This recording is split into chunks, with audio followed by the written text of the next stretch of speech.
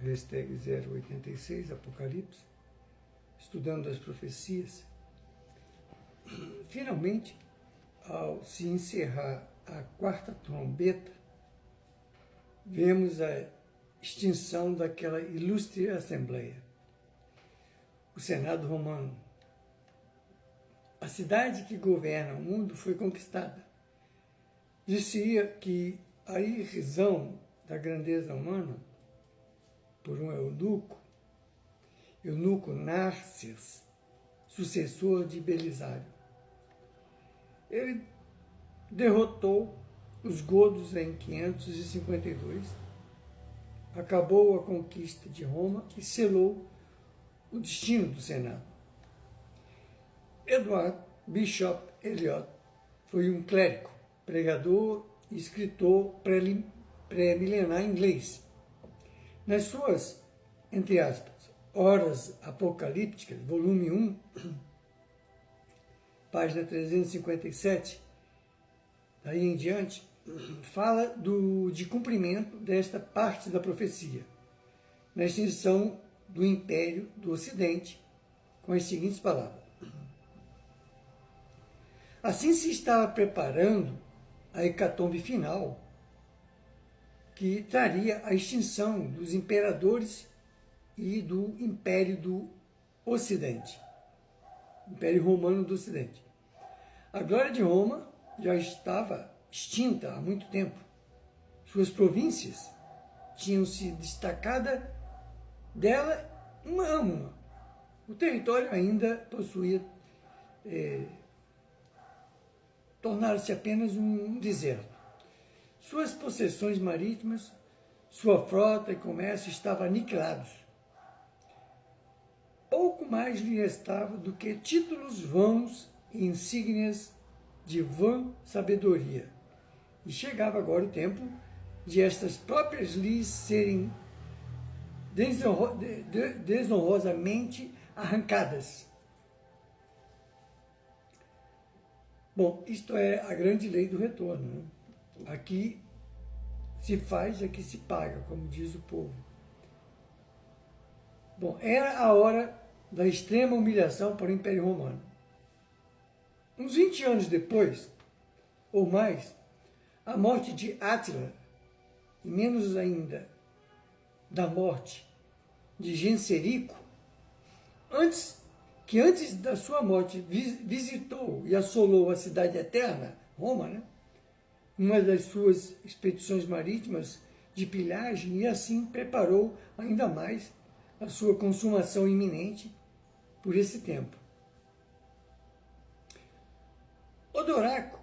Odoacro, chefe Erúlulos, um dos remanescentes bárbaros das hostes de Átila, deixando nas fronteiras alpinas da Itália, ele foi deixado lá, na verdade, nas fronteiras alpinas, por Átila, ordenou que o nome e o cargo de imperador romano do Ocidente fossem inteiramente abolidos.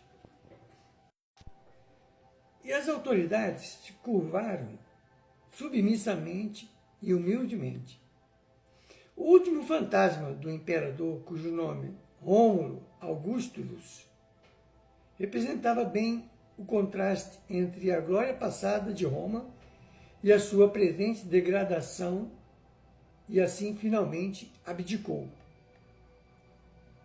O Senado enviou as insígnias reais a Constantinopla, dizendo ao imperador do Oriente que bastava um só imperador para o império, e assim aquela terça parte do Sol imperial romano, que pertencia ao Império do Ocidente, se eclipsou e nunca mais voltou a brilhar.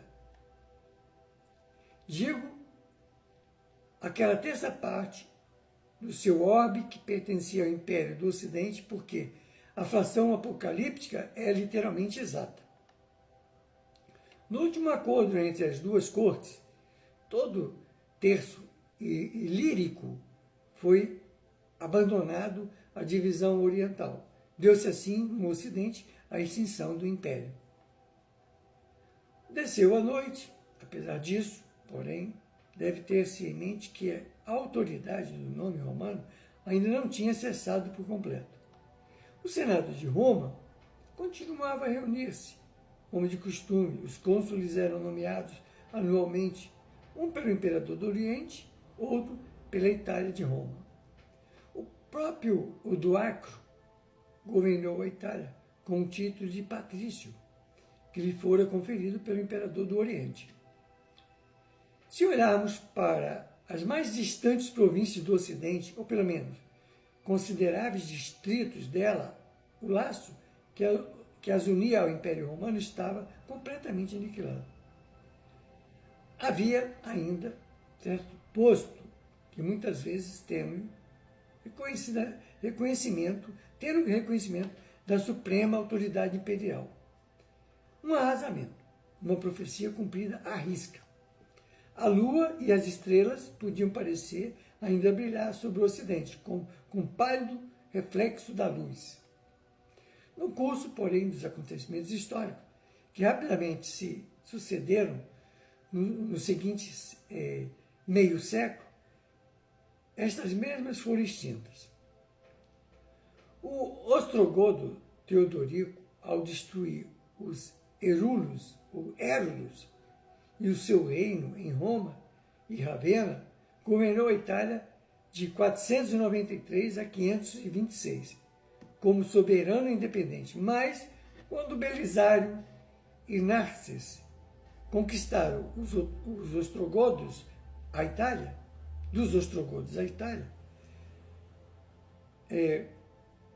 conquista precedida por guerras e assolações que tornaram a Itália e, sobretudo, a sua cidade das Sete Colinas, Roma, durante certo tempo quase deserta, o Senado romano foi dissolvido e abrogado foi o consulado.